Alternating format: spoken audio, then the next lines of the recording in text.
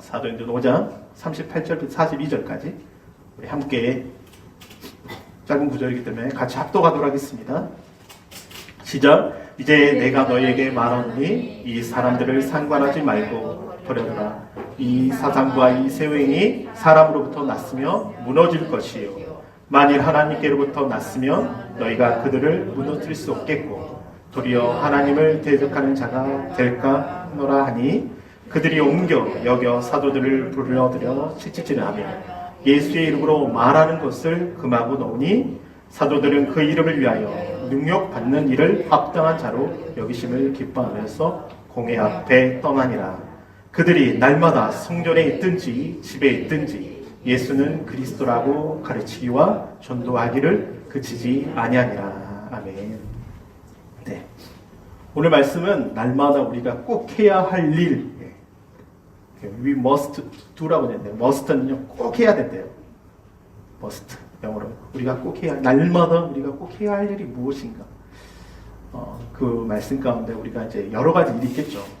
그러나 우리 신앙인으로서 우리가 날마다 꼭 해야 할 일들이 있습니다. 그것이 많겠지만 오늘 한 세 가지로 여러분과 함께 은혜 나누고자 합니다. 책 중에 살아있는 동안 꼭 해야 할 49가지라는 책이 있어요. 베스트셀러인데요. 49가지 목록들이 있더라고요. 그런데 제가 이제 그 목록 중에 제가 꼭 해보고 싶고 또 관심이 있어서 한번 몇 가지를 꼽아봤습니다. 첫 번째는 네 번째 이제 49가지인데 네 번째 일이 뭐였냐면 부모님의 발 닦아드리기. 제가 부모님의 발을 한 번도 닦아드린 적 없는 것 같아요. 조교기는 사드렸는데 닦아드린 거죠. 그래서 예수님께서도 제자들이 발을 닦아드렸잖아요. 그래서 해보고 싶은 중에 하나가 우리 부모님의 발을 닦아드리기. 그 다음에 18번째 할 일이 사랑하는 사람 돌아보기. 사랑하는 사람 돌아본다는 게 쉽지 않죠. 우리가 사랑한다고 말은 하지만 가족들이나 친지들에게 이렇게 돌아본다는 게 쉽지 않잖아요. 그래서 사랑하는 사람 돌아보기. 23번째 할 일이 큰 소리로 사랑해라고 외쳐보기. 우리 옆에 한번 사랑해라고 한번 외쳐보실래요? 가족분이 있으면 사랑해라고. 네, 사랑해 이게 외쳐보기 쉽지 않죠. 사랑해.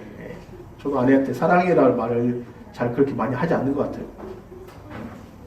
밥 줘 이 말은 많이 하는데 밥 먹을까 뭐 먹을까 이렇게 말하는데 사랑해라는 말은 참 힘든 것 같아요. 28번째 할 일이 돈에 대한 진지하게 생각하기. 돈에 대한 진지하게. 정말 많은 사람들이 돈에 대해서 생각하지만 어떻게 생각하는가. 저도 이제 통장을 자주 봐요. 그냥 얼마 들어왔는가. 네. 통장에 돈을 보면서 이거밖에 없구나 라는 말도 생각하기도 하지만 또 진지하게 한번 생각해보고 돈을 쓸 때도 마찬가지고. 42번째 할 일이 기회 있을 때마다 배우기.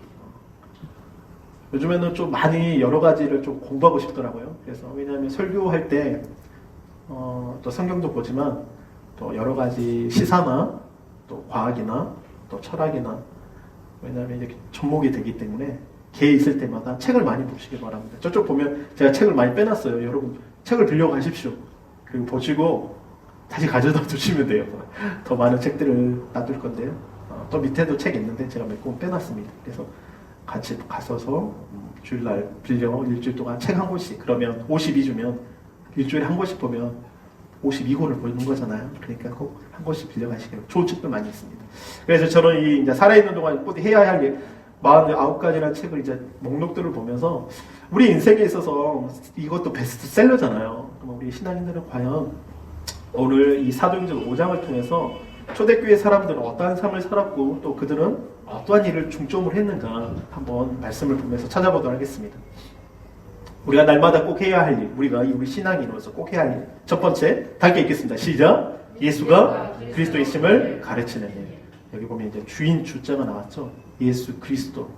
주인이신 거예요. 그리스도. 왕이신 거죠. 예수가 그리스도이시다. 왕이시다. 주님이시다.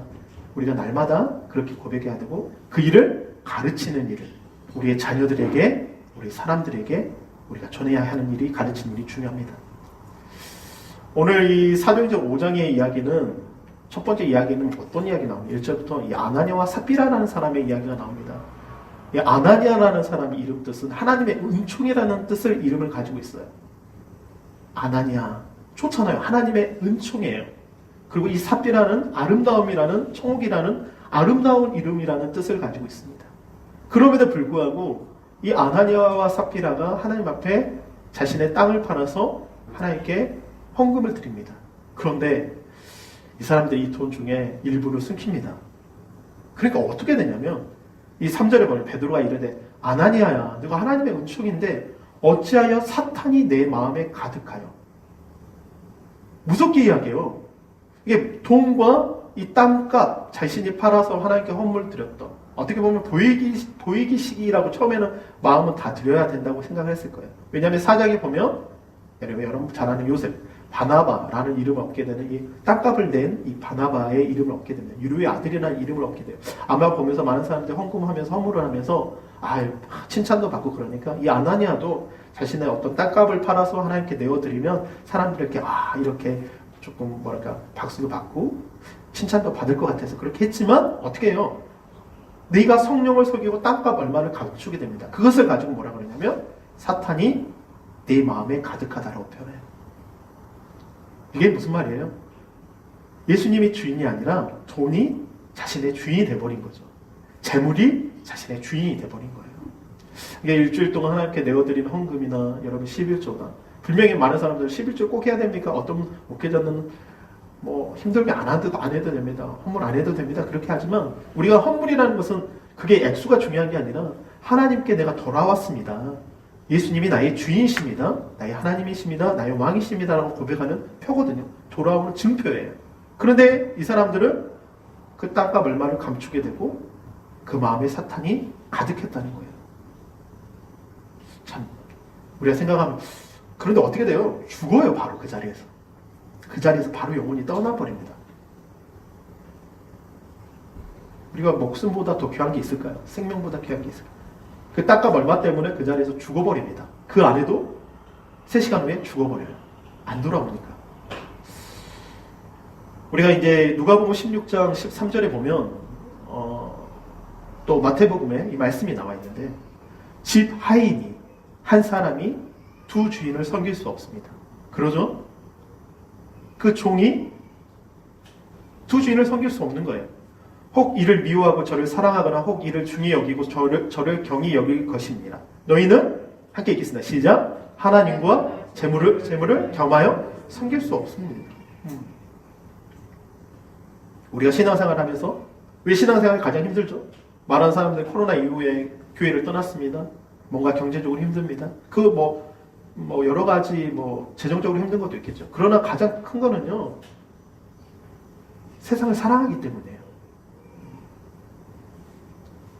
하나님과 재물을 겸하여 섬길 수 없다. 헌금한다는 게 부담되거든요. 솔직히 교회 와서. 솔직히 그러잖아요. 디모데전서 6장 10절 한번 봅시다. 시작. 돈을 사랑함이 일만 악의 뿌리라 되나니 이것을 탐내는 자들은 미혹을 받아 믿음에서 떠나 많은 근심으로서 자기를 찔렀도다. 그러니까 돈을 사랑한다는 것은 어떤 거냐면 탐욕이거든요. 성경에서 분명히 돈을 써요. 하나님 돈을 쓰십니다. 사용하세요. 우리가 성경도 필요하고 왜 그런 게 필요합니까? 선교하시는 분들을 위해서 재정을 공급합니다. 사역을 위해서 공급합니다. 근데 성경은 뭐라고 해요? 돈을 사랑한대요. 탐욕이라는 거죠. 엄청 많이 나와요. 여러분 잘 아는 가룟 유다가 예수님을 은 30냥에 팔아버리잖아요. 은 30밖에 안 돼요. 돈깨를 맡았던 자입니다. 예수님께 향료값을 깨뜨던 여인을 보면서 이 돈을 가지고 가난한 사람에게 주어야 된다고 그렇게 말을 했지만 그 마음에 그 돈을 탐욕하는 사람, 그 향료값의 그 물질을 탐욕했던 사람이 바로 가룟 유다예요. 제가 이제 그 춘천 한마음교회 간증들이 나옵니다. 간증들이 나오는데요. 이분이 내 인생이 도박이었다. 복음을 몰라 49년 동안 도박과 자살의 늪에서 벗어나지 못했습니다. 그러나 부활하신 예수님을 내 마음에 뭘로요? 주인으로 모셨어요. 할렐루야. 그래가지고 믿은 뒤 내 모든 삶은 이분의 은혜로 전하며 삽니다. 이분의 간증이 이제 유튜브에 있는데 이분이 예수님을 영접하고 만났던 이유가 뭐냐면 자기 아내가 시한부 인생을 살게 된 거예요. 죽음을 앞에 둔 거예요. 솔직히 의지할 수밖에 없던 자기 아내가 이제는 시한부 인생을 살게 되니까 춘천으로 옮기게 되고 그곳에서 교회를 가게 되고 부활의 주님을 만나고 예수 그리스도를 만나고 그분이 나의 이제는 주인이 되니까 46년 동안 49년 동안 도박과 자살의 늪에서 도무지 벗어나지 못했던 인생이 바뀌게 됩니다. 할렐루야. 그러니까 예수가 그리스도이시다. 예수가 너의 주인이시다. 예수님이 너의 왕이시다. 내가 주인 되니까 마음대로 사는 거예요. 물질이 나의 주인이니까 마음대로 사는 거예요. 돈으로 안 보이는 거예요. 그것이 전부라고. 자신의 목숨보다 소중하게 생각하는 거예요. 근데 예수를 만나고 예수가 그리스도이시다. 너의 주인이시다. 이분이 바뀌어가지고 간증하러 다닙니다. 수많은 간증가들이 많아요. 도무지 바뀌지 않을 것 같은 사람들. 도박으로 망한 인생, 복음으로 대박나다. 망했단 말이에요. 도무지 보이지 않아요. 근데 예수가 그리스도다. 예수가 주인이시다. 예수가 너의 주인이시다. 그냥 바뀌기 시작하는 거죠. 여러분, 예수가 그리스도이심을, 예수가 나의 주인이심을 여러분 고백하시기를 바랍니다. 고백하셔야 돼요. 바뀌어요. 두 번째, 날마다 우리가 꼭 해야 할 일. 함께 읽겠습니다. 시작. 죽은 자 가운데 부활하신 예수님을 전하는 일. 죽은 자 가운데 부활의 예수님을 전하는 일 있겠지만 그 앞에 제가 고민했어요. 근데 인생은 죽음 가운데 벗어나지 못해요. 죽은 자 가운데 부활하신 그 예수님을 전하는 일. 오늘 이 복음서의 이 사도행전에 주의 사자가 밤에 이제 수없는 이 사두개인과 대제사장과 바리새인들이 예수님의 제자들을 막 핍박을 합니다. 또 핍박을 시작해요. 막 매를 맞는데 보통 태형을 맞아요. 책짓질하면 보통 30대 이하를 맞는데요. 동물의 뼈가 달려있고 예수님이 맞았던 그 채찍 막 몸에 살점이 뜯어나갑니다. 고통스러워요. 그 채찍을 맞아요. 그럼에도 불구하고 옥문에 이제 감옥에 갇혔어요. 그런데 놀라운 말씀은 이 19절이에요. 다 함께 읽겠습니다. 시작. 주의 사자가 밤에 옥문을 열고 끌어내어 이르되 가서 성전에 가서 이 생명의 말씀을 다 백성에게. 무슨 말씀이요? 생명의 말씀.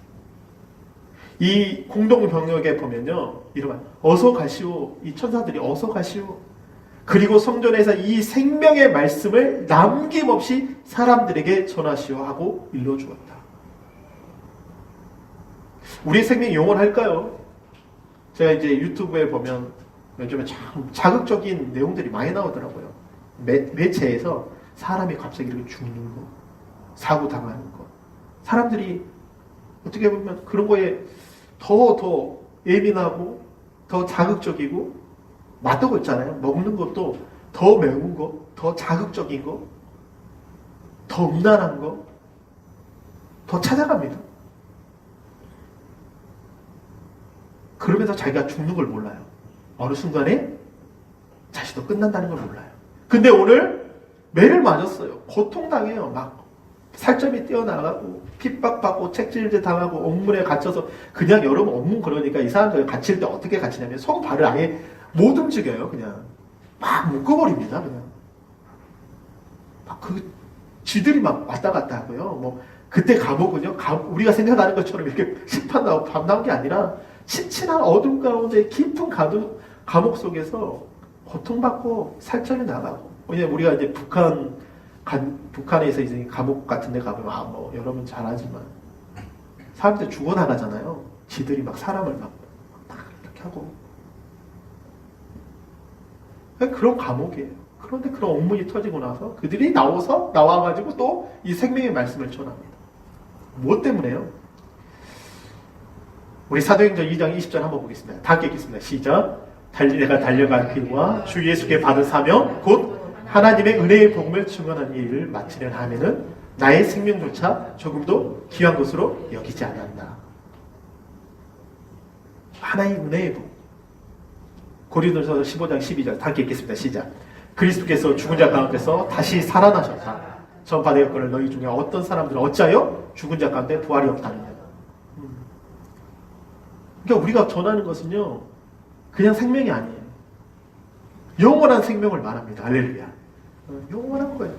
그 죽음도 사망도 그 질병도 도무지 우리 안에 벗어날 수 없는 그 정말 사망이 죽음이 있는데 그것을요 깨버리신 거예요. 생명의 말씀. 이 고린도 교회는요 문제가 정말 많았습니다. 우리 아까 말씀 부활이 없다. 고린도 교회 그리스 문화를 받고 헬라 철학을 받았던 그리스. 이 1장과 16장부터 보면 분열과 징계와 어려운 문제들, 무질서 교리. 그들 안에 너무 문제가 많았어요. 고린도 지역에요. 방종, 소송, 방자, 결혼에 대한 우리가 생각하지 못한 음란함, 음식, 복종, 성만찬, 영적 은사. 도무지 사도 바울이 봤을 때 이들한테는 어떻게 해결해야 될지 너무 문제가 많은 거예요. 근데 그곳에서 사도 바울은 죽은 자 가운데 예수가 부활하셨다. 예수가 사셨다. 할렐루야. 그리고 선포하시는 거예요. 왜? 여러분 한쪽 그림은요 비포고 애프터예요. 보세요. 어떤 사람일까요? 지금 미국 사회가 마약으로 인해서 한 해 10대들이요 20만 명이 넘는 사람들이 죽습니다. 20만 명. 위에 있는 사람들은 정상적인 사람이다가 마약을 하고 나서 저렇게 비참하게 돼버렸어요. 우리 대한민국도 지금 10대들에게 마약이 엄청나게 지금 던지고 있어요.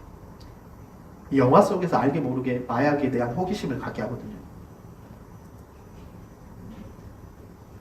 막 좀비같이 사람들이 몸을 움직이죠. 여기서 저분들이 막 의사도 많고요. 사회 계층으로 영향력 많이 있는 사람들인데 마약. 지금 막 이 일반 마약보다 100배가 넘는 그런 중독성이 강한 그런 마약들을 먹고 이렇게 바뀌어버려요. 사람들이. 근데요, 놀라운 사실 그 밑에 이 여자는 에커트라는 여자인데요. 자매인데요. 몰몬교 출신의 어렸을 때 자랐는데 상처를 받고 거기 안에서 너무 여러 가지 주술을 하고 도무지 빠져나올 수 없는 삶을 살다가 또 다른 남자의 예를 뵀는데 버림을 받았어요. 근데 이 어떤 남자가 이 여자를 같이 품고 그 아이까지 품고 교회에 나와서 은혜 받고 저 얼굴로 바뀌었습니다. 뭐 때문에요? 죽음, 사망이 그들 안에 있는 어둠이 이 마귀는요 그냥 놔두잖아요. 근데 그 마귀의 권세, 죽음의 권세 잡은 자 마귀를 깨버릴 수 있는 분이 바로 죽은 자 가운데 부활하신 예수님입니다. 할렐루야. 그 예수님을 고백할 때 저 여인과 같이 찬양 사역을 한대요. 예배 사역을 한답니다. 그 바뀌지 않았던 얼굴들이 저 흉악한 얼굴들, 주술과 마술과 여러 가지 음란과 근데 예수를 믿고 나서 저렇게 바뀌었다. 여러분 얼굴 어떻습니까? 제 얼굴을 이렇게 봐봐요. 한 번씩 거울을 보면서 천천히 퍼봅니다. 좀 어두운 것 같으면 난 이러면 안 되는데. 특히 화장실 보면 얼굴이 예뻐 보이잖아요. 여러분 이렇게. 근데 정말 얼굴 보면서 한 번씩 봐요. 하나님 앞에. 내 눈빛을 봅니다. 나는 은혜로 충만한가? 성령으로 충만한가? 예수로 충만한가? 여러분 예수로 충만하시기를 바랍니다. 할렐루야. 죽은 자 가운데 부활하신 주님이 내 안에 오시니까 예수가 죽은 자 가운데 부활하셨다. 예수가 죽은 자 가운데 부활하셨다. 그분이 사망을 깨뜨렸다. 죽음을 깨뜨렸다. 아버지 내 안에 있는 어둠을 깨뜨렸다. 내 안에 모든 문제들을 깨뜨려버렸다. 그리고 평화를 주시고 은혜를 주시고 사랑을 주시고 감격을 주시고 기쁨을 주셨다. 예수 믿는 사람이 저렇게 바뀌어요. 근데 마약한 사람들 봐보세요. 좀비같이 다닌다니까요. 좀비같이. 몸을 가눌 수가 없어요. 미국 사회같이. 한국 사회도 그러니까 이걸 막아야죠. 막아야죠. 여러분, 우리가 세 번째, 우리가 꼭 해야 할 일이 한 가지도 있습니다. 그게 뭐냐면 이 모든 것을 통틀어서 우리가 꼭 해야 할 일이 바로 이거예요. 시작. 하나님을 일이라고 표현했지만 우리가 하나님을 예배해야 돼요. 왜 한국 사회에 이 코로나 이후에 전 세계가 코로나 이후에 뭐가 실축됐냐면 바로 예배예요. 예배. 분명 온라인 예배도 드립니다. 저는 온라인 예배가 뭐 나쁘다고 말하진 않아요.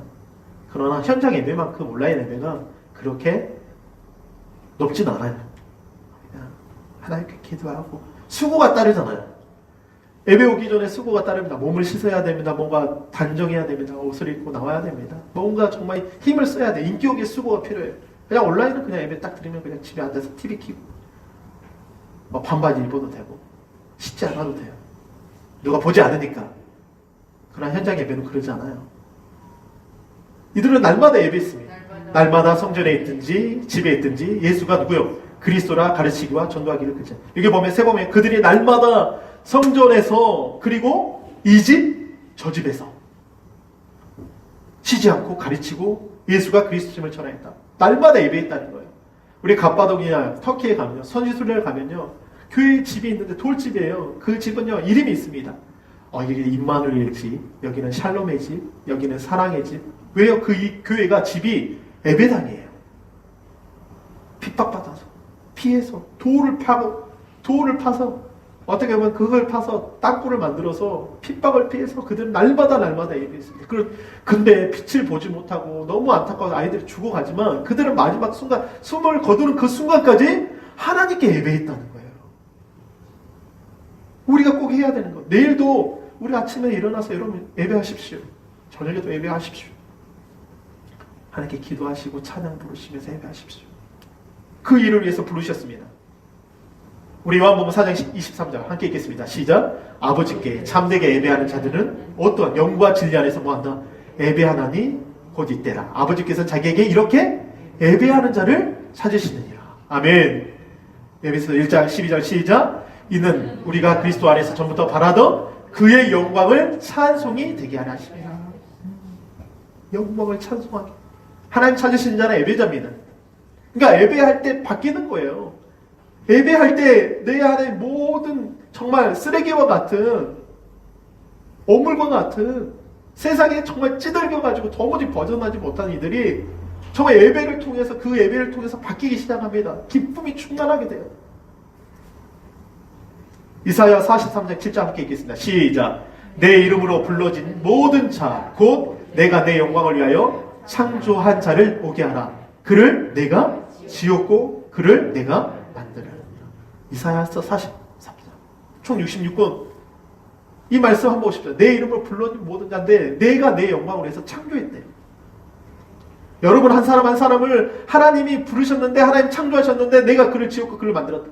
여러분 하나님의 영광을 위해서 여러분을 하나님께서 창조하셨다는 거예요. 근데 누구요? 마귀가. 죽음의 권세자보다 마귀. 근데 예수님 그 죽은 자 권세 마귀를 무너뜨리시고 십자가에서 승리하셨잖아요. 부활하셨잖아요. 여러분 이사야 43절 19절부터 21절을 보면요 이런 말씀이 있습니다. 다 함께 읽겠습니다. 시작. 보라 내가 새 일을 행하리니 이제 나타날 것이라. 너희가 그것을 알지 못하겠느냐. 반드시 내가 광야의 길을 사막에 강을 내리니 이 백성은 내가 나를 위하여 지었다니 나를 찬송하게 하리라. 여러분 새 일을 행합니다. 바벨론의 포로로 잡혔던 자들이 얼마나 그 바벨론에서 그 사막을 지나서 할 때 수많은 유대인들이 죽었습니다. 그리고 바벨론에 잡혔지만 이제 하나님께서 바벨론에 의해서 포로를 귀환하게 돼요. 그러면서 주님이 뭐라고 하냐면 야 보라 내가 새 일을 할 것이다. 사막에 강을 내릴 것이다. 이 백성을 내가 나를 위하여 지었나니 나를 찬송하게 하니. 암흑 속에 있었던 사람들인데 어떻게 해요? 왜? 무엇 때문에요? 그들 자체가 하나님의 예배하기 위해서 창조되어졌기 때문에. 할렐루야. 우리가 출애굽기에 모세가 애굽 땅에서 수많은 유대인들을 이스라엘인들을 끌어냅니다. 광야로 끌어냅니다. 무슨 이유 때문에요? 하나님을 예배하기 위해서. 여러분 집에서 이 자리까지 오기까지 수많은 수고가 있을 수 있어요. 우리 하순에서 오신 분도 있습니다. 각하동에서 오신 분도 있습니다. 먼 곳에 오신 분들이 있어요. 집이 가까우신 분도 있겠지만 먼 곳에 여기까지 옵니다. 차를 타고 옵니다. 시간이 걸립니다. 그런데요 하나님 앞에 예배하기 위해서 마치 그 애굽 땅에서 모세가 이끌어서 그 광야 땅에 하나님께서 만나와 메추라기를 먹이시고 그 추울 때 불기둥을 허락해 주시고 또 더울 때는 구름 기둥을 허락해 주신 그 광야에서 하나님께 예배하는 그들의 모습을 보십시오. 제가 개척교회 하면 많은 분들이 그래요. 힘들죠. 이 어려운 시기에 개척을 하다니요. 막 그래요. 그럼 제가 어떤 이야기 하냐. 저는 광야인데 너무 좋아요. 왜 좋냐면 큰 교회 있을 땐 그런 거 몰라요. 그냥 주는 거 사례비 받고 일 열심히 하고 그냥 설교도 쓰고. 근데 개척교회는 광야 같아요. 진짜 광야. 그러니까 하나님 만나와 매출하기를 주셔야만이 이걸 유지할 수가 있고, 아니 막 추워요 뭔가. 근데 그 추운 가운데 하나님께서 불기둥을 주셔가지고 지켜주시는 것 같고, 너무 또 더워요 뭔가 너무 힘든 것 같아. 근데 하나님 구름 기둥을 주시니까 제가 그래요. 개척교회는 광야 같은데 너무 행복합니다. 너무 재밌습니다. 채워주시더라고. 먹여주시고 지켜주시더라고. 40년이에요. 광야 40년. 그래서 내 안에 이 쓴뿌리들이 다 벗겨지고 말씀으로만 채워지고 말씀을 기억하고 그 광야의 길과 같은 6개월 돼갑니다. 근데 너무 감사해요. 한 사람 한 사람 이곳에 오셔서 예배 드릴 때 함께 예배하는 그것만으로도 정말 감사합니다. 할렐루야. 우리는 예배자입니다. 할렐루야. 그래서 여러분 우리 세 가지 한번 봅시다. 다시 한번. 날마다 우리가 꼭 해야 할 일, 이 세 가지. 여러 가지 일이 있어요. 그러나 이 세 가지 여러분 기억하시고 이번 한 주간에도 승리하시기를 바랍니다. 첫 번째, 우리 함께 읽겠습니다. 시작! 예수가 그리스도이심을 가르치는 일. 두 번째, 시작! 죽은 자 가운데 부활하신 예수님을 전하는 일. 세 번째, 시작! 하나님을 예배하는 일. 여러분, 다른 거 생각하지 말고 이 세 가지. 사도행전의 세 가지. 마지막 그들이 핍박과 환난과 여러 가지 돈 문제와 아나니아 삽비라 이야기부터 5절까지 쭉 왔을 때 핵심은 뭐예요? 야, 예수가 그리스도시다. 예수가 그리스도다. 죽은 자 가운데 부활하셨다. 우리가 이제는 마지막까지 숨을 거두는 순간까지 하나님께 예배하는 것이다. 집에 있든지 이 집에 있든지 저 집에 있든지 성전에 있든지 예수를 찬송하고 예수님을 알고 고백할 때 그들 안에 놀라운 역사들이 일어나기 시작합니다. 그 역사가 2000년이 지나서 이 초대교회와 같이 교회마다 들어서 놀라운 많은 사람들이 변화되어지고 은혜 받고 정말 하나님께 영광 돌리는, 또한 우리의 마지막 주 앞에 서는 그날까지 우리가 이 믿음의 선한 싸움을 싸워가는 여러분 한 사람 한 사람 되시기를 바랍니다. 할렐루야. 이 시간 우리 한번 기도할 때 하나님 아버지 오늘 말씀을 기억합니다.